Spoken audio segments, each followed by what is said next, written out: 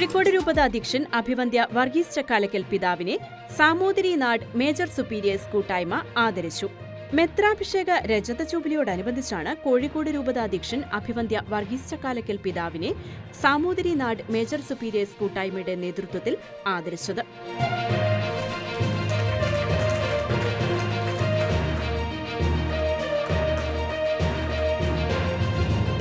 കോഴിക്കോട് മലബാർ മേഖലയിലെ എല്ലാ മേജർ സുപ്പീരിയേഴ്സിന്റെയും കൂട്ടായ്മയാണ് സാമൂതിരി നാട് മേജർ സുപ്പീരിയേഴ്സ് കൂട്ടായ്മ.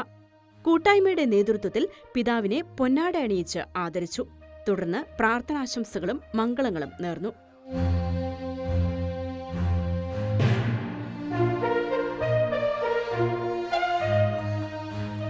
ദൈവം നൽകുന്ന അത്ഭുത അനുഗ്രഹങ്ങളായാണ് ഈ ആശംസകളെയും പ്രാർത്ഥനകളെയും കാണുന്നതെന്ന് മറുപടി പ്രസംഗത്തിൽ നന്ദി നിറഞ്ഞ മനസ്സോടെ പിതാവ് അറിയിച്ചു. കോഴിക്കോട് രൂപതയുടെ 100ാം വാർഷികത്തോടനുബന്ധിച്ച് രൂപത വിഭാവനം ചെയ്ത് നടപ്പിലാക്കുന്ന ഭവന നിർമ്മാണ പദ്ധതിയിലേക്കുള്ള കൂട്ടായ്മയുടെ ധനസഹായവും പിതാവിന് കൈമാറി.